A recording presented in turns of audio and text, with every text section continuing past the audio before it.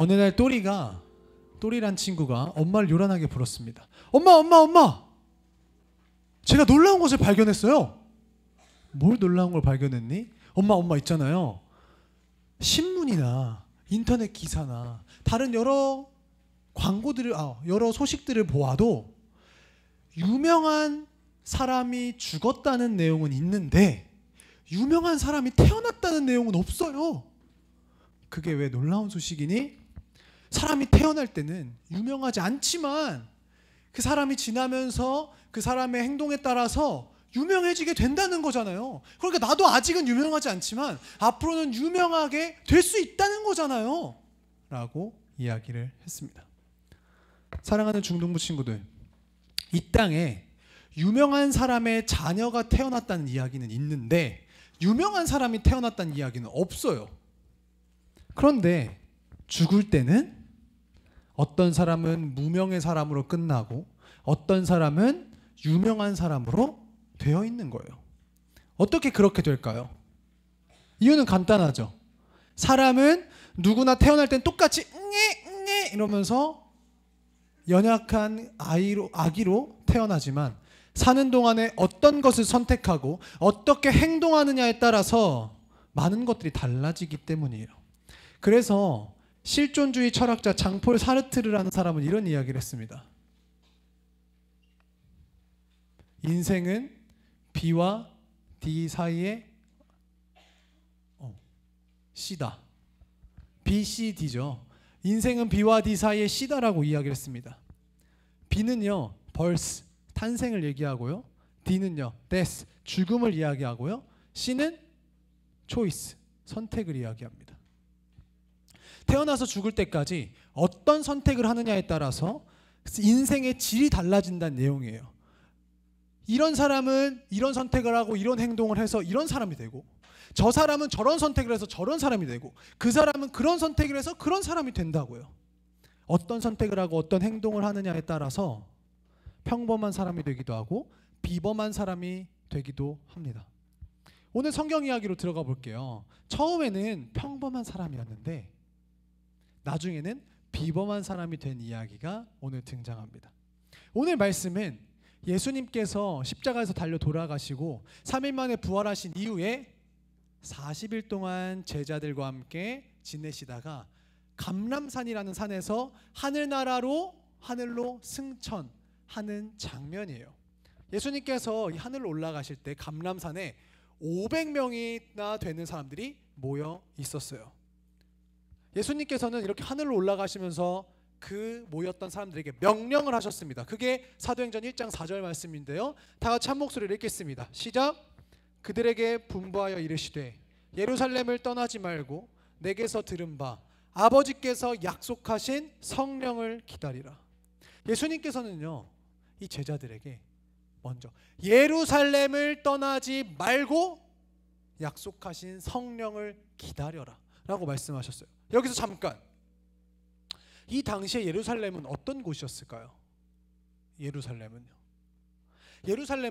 예수님을 십자가에 못 박아서 죽인 사람들이 지금 득실득실 되고 있는 곳이에요.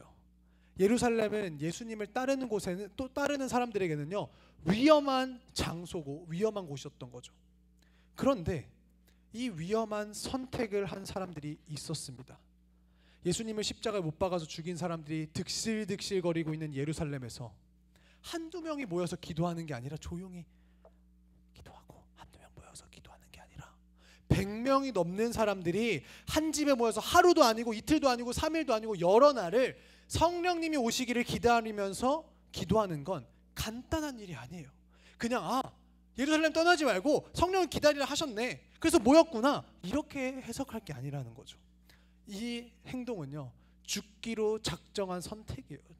죽기로 작정한 위험한 선택이라고요. 그러기에 아무나 할 수 있는 선택은 아니었어요. 예수님을 진짜로 따르는 사람들이 할 수 있는 선택이었습니다. 분명 감람산에서 500명 정도가 예수님이 승천하는 걸 목격을 했단 말이에요. 올라가시는 걸. 근데 올라가시면서 예루살렘을 떠나지 말고 성령을 기다리라고 명령하신 이후에 500명 중에서 약 380명이 떠나갑니다. 그 명령을 듣고 예수님이 올라가시는 거 봤는데도요.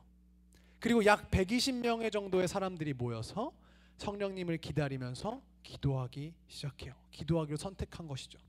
평범한 사람에서 비범한 사람이 바뀌는 것에는요, 단단한 각오가 필요합니다. 단단한 각오의 선택이 필요해요. 다 같이 사도행전 1장 14절 읽겠습니다. 시작. 마음을 같이하여 오로지 기도에 힘쓰더라. 죽기를 각오하고 마가의 다락방에서 120명의 사람들이 성령님을 기다리며 뜨겁게 기도하기 시작해요. 그러자 120명 모두 성령 충만을 받습니다. 사도행전 2장 4절 다 같이 읽겠습니다. 시작. 그들이 다 성령의 충만함을 받고 성령이 말하게 하심을 따라 다른 언어들로 말하기를 시작하니라. 목숨을 걸고 기도한 거예요. 목숨 걸고 선택한 거예요. 그렇게 목숨 걸고 성령님을 기다리면서 기도한 이 한 사람 한 사람들에게 성령님께서는요, 불의 혀처럼 한 명 한 명의 머리 위에 임재하셨습니다. 여기서 잠깐, 평범한 사람이 비범한 사람이 되는 비결이 여기에 있어요. 뭘까요? 바로 성령님께서 임재하시는 겁니다. 성령님께서 임재하시면 어떻게 되는지 오늘 본문 말씀 사도행전 1장 8절 다 같이 읽겠습니다. 시작. 오직 성령이 너희에게 임하시면 너희가 권능을 받고 예루살렘과 온 유대와 사마리아와 땅끝까지 이르러 내 증인이 되리라 하시니라. 성령님 임하시면요, 놀라운 일이 일어나기 시작해요. 예수님을 전하는 게 무서워서 벌벌 떨던 사람들이 담대하게 예수님을 전하기 시작해요. 예수님을 모른다고 부인했던 사람들이 예수님을 당당하게 전하기 시작한다고요. 그런데 이건요, 내 능력, 자기 능력으로 되는 게 아니에요. 성령님의 능력으로 되게 되는 거죠. 되어지는 거예요. 여러분들 주전자 알죠? 주전자 물 끓이면 어떻게 돼요? 물을 넣고 이걸 뚜껑을 다 닫고 물을 끓이면요, 계속 끓이면 어떻게 돼? 소리 나면서 드드드드드드드드드드 이렇게 하잖아요. 이렇게 뚜껑이 덜덜덜덜덜 하잖아요. 이게 주전자가 스스로 내가 덜덜덜덜 해야지 해가지고 덜덜덜덜 하는 걸까요? 아니잖아요. 자기가 그렇게 하는 게 아니에요. 그냥 자기가 그렇게 되는 거죠. 마찬가지로 성령님이 임하시면 이런 일이 일어난다는 거예요. 사람의 힘이 아니라 성령님의 능력으로, 성령님께서 성령님의 능력으로 되게 하시는 겁니다. 그렇다면 성령님의 능력을 받고 예수님의 증인이 된 비범한 사람은 어떻게 바뀌었을까요? 한 사람을 알아보려고 합니다. 마가의 다락방에 모여서 기도했던 120명의 사람들 중에 예수님의 제자였던 베드로라는 사람이 있었습니다. 베드로. 이 베드로는요, 예수님을 정말로 사랑했던 사람이에요. 그리고 정말 열정을 가지고 있던 사람이었습니다. 어느 정도였냐 하면요, 주님, 제가 죽을지언정 절대로 예수님을 배신하진 않을 거예요. 제가 죽을지언정 절대 예수님을 모른 척하지 않을게요. 이렇게 예수님 앞에서 얘기했던 제자였어요. 그렇게 고백할 만큼 예수님을 사랑했던 사람이었다고요. 그런데 예수님께서 잡히시고 신문을 받을 때 베드로는요, 멀찍이서 예수님을 따라갔어요. 그리고 불을 쬐면서 예수님 저쪽에서 신문당하고 있는 거를 눈치를 보면서 상황을 보고 있었습니다. 그때였어요. 그곳에 대제사장이 있는 그곳에 대제사장 여종이 이 베드로를 보고 이야기를 하는 거예요. 당신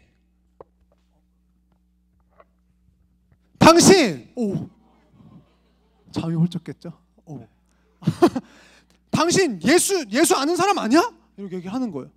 그러니까 이 베드로가 깜짝 놀래가지고, 아니 나 지금 저 사람 누구지도 몰라요, 얘기를 하는 거예요.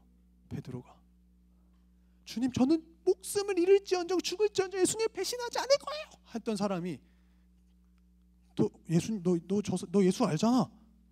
예수 저 사람 몰라요 얘기하는 거예요. 그러더니 또 다시 여종 얘기하는 거예요. 아닌데? 너 분명히 예수랑 같은 사람, 같은 당이잖아 막 얘기를 하는 거예요. 그러니까 베드로는 또 다시 부인해요. 아니라고, 전 저 사람이 누군지도 모른다고요 얘기를 하는 거예요. 그리고 한 번 더 여종이, 당신 갈릴리 사람이잖아, 갈릴리 사람, 당신 예수랑 한패네 얘기를 하니까 베드로가 어떻게 했을까요? 예수님을 저주하면서 맹세하면서, 저는 결단코 저 사람 누군지 모른다고요, 예수가 누군지 몰라요 얘기를 하는 거예요. 그때 베드로가 예수님을 3번 부인한 순간 닭이 2번째로 울었습니다. 꼬끼요 하고 닭이 울었어요. 닭이 우는 소리를 듣고 베드로는 예수님께서 자신에게 하셨던 말씀이 생각나요. 닭이 2번 울기 전에 너가 나를 3번 부인할 거야. 그 말씀이 생각나서 통곡합니다. 예수님과 함께할 때에는요, 주님 제가 목숨을 잃을지언정 죽을지언정 예수님을 배신하지 않을 거예요.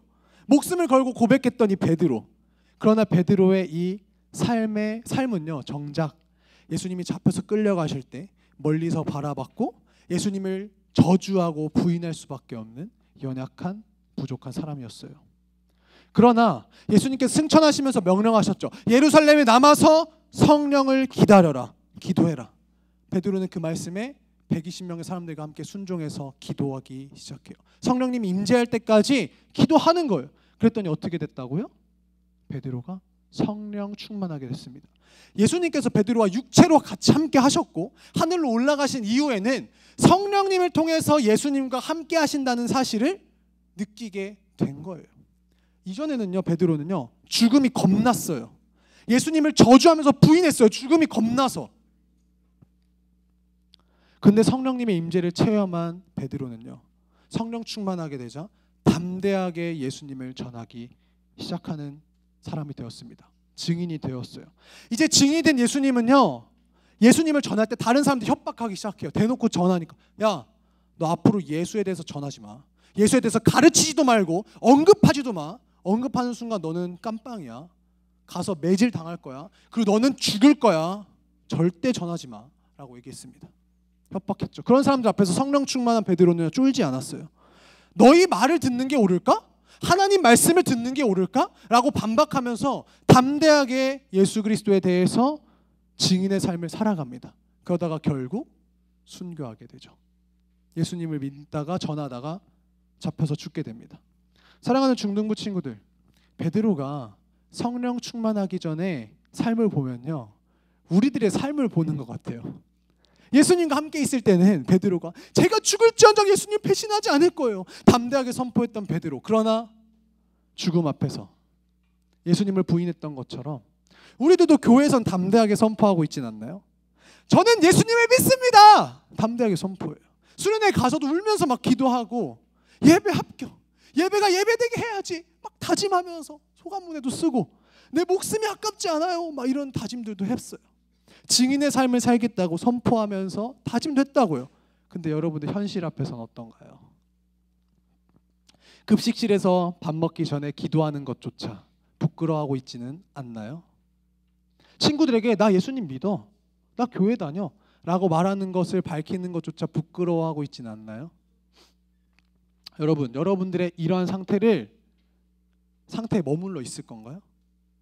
아니면 베드로처럼 성령 충만해서 비범한 삶을 살아갈 건가요? 사랑하는 중등부 친구들, 성령님을 기다리라는 명령에 예수님의 명령은 500명이 들었어요. 하지만 380명은 갔습니다. 자기가 선택하지 않은 거죠. 그 말씀을 듣고 순종하고 기도하기로 목숨 걸고 선택한 120명에게 성령이 충만했고 그 120명의 비범한 증인들의 삶을 통해서 역사가 일어난 거예요. 마가의 다락방에서 기도하던 사람들에게 성령 충만을 주셨던 것처럼 오늘 우리도 기도하면 성령님을 기대하면서 성령 충만을 사모하면서 기도하면 반드시 우리에게도 성령 충만을 주실 것을 믿습니다. 아멘. 그리고 우리들 역시 베드로처럼 비범한 증인의 삶을 살 수 있게 되는 거죠.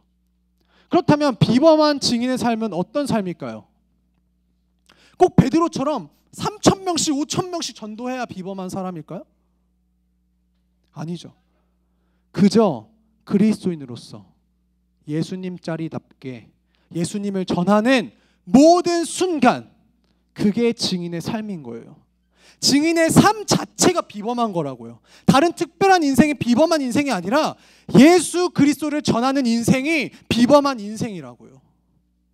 여러분들 나중에 뭐 지금도 그럴 수 있고 나이를 먹으면 먹을수록 이런 유혹들이 많이 다가올 텐데, 친구들이 담배나 술을 권할 때 야 한번 하자, 뭐 괜찮아, 아야 건강 안 좋아, 폐 썩어, 간 썩어 이러면서 거절하는 거 말고 난 예수님 믿어서 담배 안 필 거야, 난 예수님 믿어서 술 안 마실 거야 라고 말할 수 있는 담대함이 증인의 삶인 거라고요. 남들이 다 욕하면서 막 너는 되게 말도 예쁘게 하고 욕 안 한다. 그냥 그게 좋잖아 라고 얘기하는 게 아니라 난 예수님 믿어서 욕 안 하려고 노력하는 거야 라고 말하는 게 증인의 삶이라고요. 급식실 앞에서, 급식실 안에서 하나님 앞에 기도하는 그게 증인의 삶이라고요. 다른 게 증인의 삶이 아니라 이 정도는 쉽지 라고 생각할 수 있겠지만 여러분들 현실은 더 잘 알겠죠? 아니라는 사실. 믿지 않는 사람들 다수 앞에서 내가 나의 신앙을, 예수님 믿는다는 사실을 당당하게 밝히는 것은 너무너무 대단한 일입니다. 목사님도 들은 이야기예요. 한 친구가 이제 급식실에서 밥 먹기 전에 이제 항상 기도를 했대요. 항상 기도를 하니까 주변 친구들이 막 건드리면서 야, 너 뭐해? 너 뭐해? 이렇게 물어봤대요. 그래서 나 예수님 믿어서 밥 먹기 전에 기도하는 거야. 얘기를 해줬대요. 그런데 그렇게 계속 기도하니까 이제 다른 친구들도 신기했는지 다른 옆에 반 친구들도 야, 뭐 하는 거야? 막 이렇게 물어본 적도 있대요. 그래도 계속 그 자리에서 예수님 믿는 사람답게 기도했대요.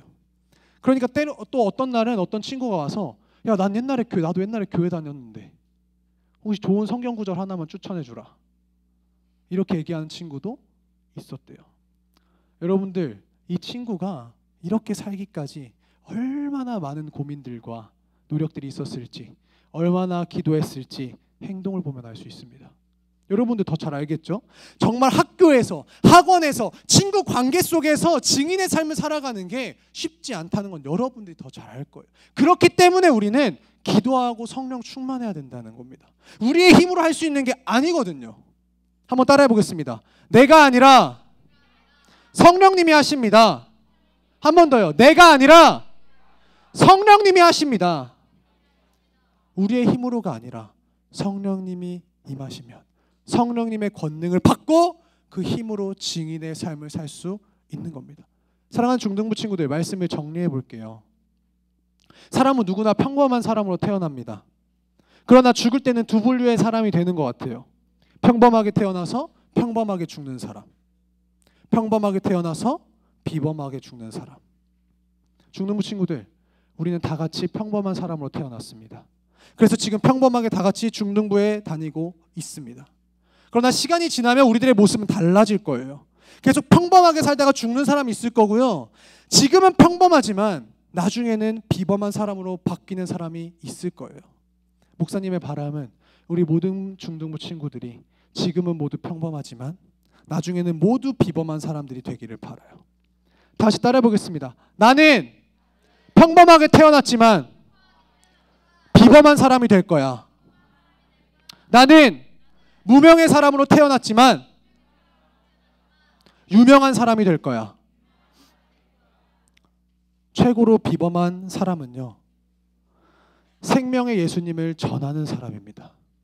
최고로 비범한 사람은 생명의 예수님을 전하는 사람이고, 최고로 유명한 사람은 생명의 예수님의 증인이 되는 사람이 제일 유명한 사람이 되는 거예요. 우리 모두는요, 생명의 예수님의 증인들이 되어서 하나님 앞에서 유명한 사람, 천국에서 유명한 사람, 그리고 사람들에게도 유명한 사람들이 되기를 바라요. 그러나 우리들은 연약하기 때문에 증인으로 잘 살다가도 넘어질 수 있죠. 그러나 걱정하지 마세요. 왜? 우리 안에 예수님 믿는 순간 성령님이 우리 안에 계시니까. 기도하고 또 기도하고 또 기도하면 돼요. 매일매일 기도하고 성령님의 인재를 구하고 성령 충만하기를 간구하면 돼요. 그러면 학교에서, 학원에서, 친구들 관계 속에서 증인의 삶을 살아갈 힘을 주신다고요. 매일 새벽을 깨워서 기도하고 아침에 기도 습관 들이고 아기습하고 저기습하고 그에 맞춰서 부어주시는 성령 충만의 증인의 삶이 다른 교회 친구들에게만 들리는 게 아니라 우리 이곳에서 여러분들이 목사님에게 전해주면 좋겠어요. 목사님, 제가 이렇게 살았는데 이런 일들이 있었어요. 그러한 간증들이 우리 중등부에 넘쳐났으면 좋겠어요. 목사님 다른 친구들에게 자랑할 수 있게 그런 삶을 살아가면 좋겠습니다. 그리하여 세상에 사로잡히는 사람들이 아니라 복음으로 세상을 사로잡는 여러분들이 되기를 바랍니다. 세상이 감당하지 못할 비범한 증인들이 되기를 바랍니다.